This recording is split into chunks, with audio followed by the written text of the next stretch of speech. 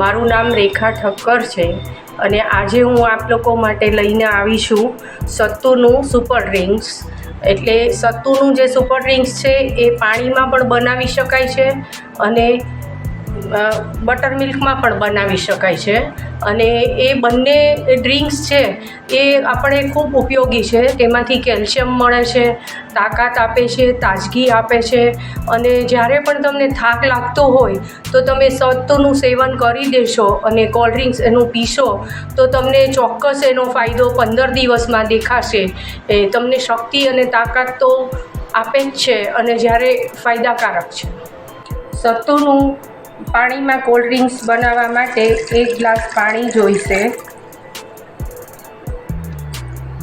સત્તુ powder જે છે એ roasted ચણાનો પાવડર છે. રોસ્ટેડ ચણાના પાવડર તમે મિક્સરમાં કરી નાખો એટલે એ સત્તુ બની જાય છે અને સત્તુને સુપર ફૂડ પણ કહેવામાં આવે છે.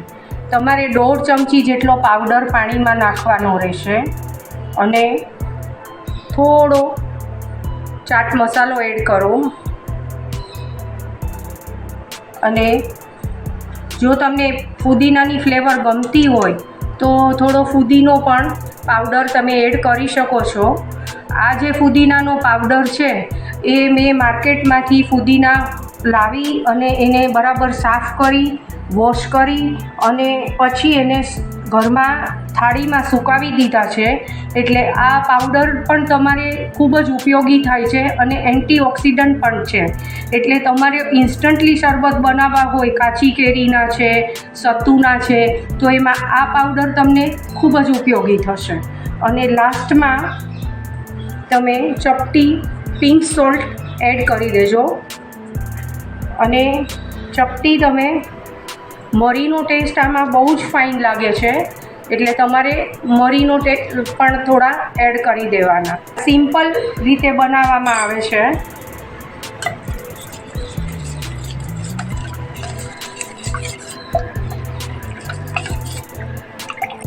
અને ડાયરેક્ટલી તમે ગ્લાસમાં સર્વ કરી શકો છો. જો તમારી પાસે સત્તુનો શેકેલ ચણાનો પાવડર રેડી હોય તો ક્વિકલી આ શરબત તમે બનાવી શકો છો અને તમારી હેલ્થ સારી રાખી શકો છો.